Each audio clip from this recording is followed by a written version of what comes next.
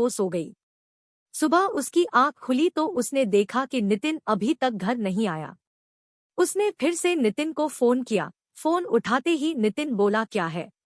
तुम मुझे बार बार क्यों फोन कर रही हो? रूबी बोली, तुम कहाँ हो? रात भर तुम घर नहीं आए, मैं इधर तुम्हारे घर के बाहर कल रात से तुम्हारा इंतजार कर रही हूँ।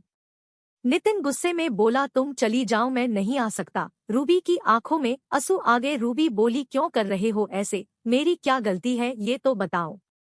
नितिन बोला, तुम जाओ, मुझे तुमसे कोई बात नहीं करनी, और फिर फोन रख दिया।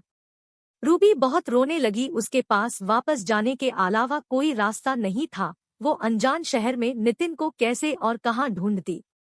फिर उसने सोचा कि नितिन के पड़ोसियों से एक बार पूछ ले कि नितिन यही रहता है, ना कि कहीं और शिफ्ट हो गया है।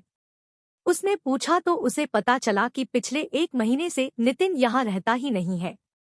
ये सुनकर उसे और बुरा लगा कि नितिन ने उसे कुछ नहीं बताया था कि वो कहीं और शिफ्ट हो गया है। पहले नहीं बताया था ठीक है, लेकिन अब जब मैं यहाँ आ गई हूँ फिर भी उसने कुछ नहीं बताया और ना ही मिलने आया। वो वहाँ से अपने घर लौट गई। वो बहुत बेचैन हो रही थी। नितिन ऐसा क्यों कर रहा है? वो नितिन को फोन और मैसेज करती थी, लेकिन वो ना तो फोन उठता और ना ही मैसेजेस का रिप्लाई करता था। कुछ 15 दिनों बाद नितिन का फोन आया। रूबी अपने ऑफिस में थी। उसने तुरंत फोन उठाया और ऑफिस से बाहर निकली बात करने के लिए। वो पूछने लगी कि नितिन, तुम्हें क्या हो गया है? तुम मेरे साथ ऐसा क्यों कर रहे हो? मुझसे कोई गलती हुई है तो मुझे बताओ, लेकिन मुझे ऐसे इग्नोर नहीं करो, मुझसे बात करो। उधर से नितिन बोला, अब प्लीज तुम मुझे भूल जाओ, मैं किसी और से प्यार करता हूँ और उससे शादी करने वाला हूँ, और पिछले 1 महीने से उसके साथ ही रहता हूँ, इसलिए तुमसे मिलने नहीं आया था उस दिन। हो सके तो मुझे माफ कर देना, मैं अपना फोन नंबर भी बदल रहा हूँ। इतना बोलकर नितिन ने फोन रख दिया। रूबी ये सब सुनकर तो मानो जैसे उसके पैरों के नीचे से जमीन ही निकल गई। उसका दिल बहुत ही तेजी से धड़कने लगा। वो रोने लगी और सोचने लगी, कैसे 6 साल का रिलेशन ऐसे कोई एक झटके में तोड़ सकता है। वो उसी वक्त ऑफिस से घर चली गई।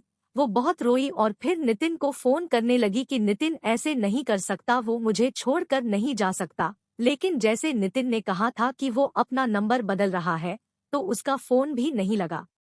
रूबी डिप्रेशन में चली गई थी। वो 15 दिनों तक ऑफिस नहीं गई। उस रोज ऑफिस से फोन आते थे। आखिर में उसके बॉस ने उसे बोल दिया कि ऐसे ही कुछ दिन और चला तो उसे अपनी नौकरी खोनी पड़ेगी। फिर कुछ दिनों बाद रूबी ऑफिस जाने लगी, लेकिन काम में उसका ध्यान नहीं रहता था।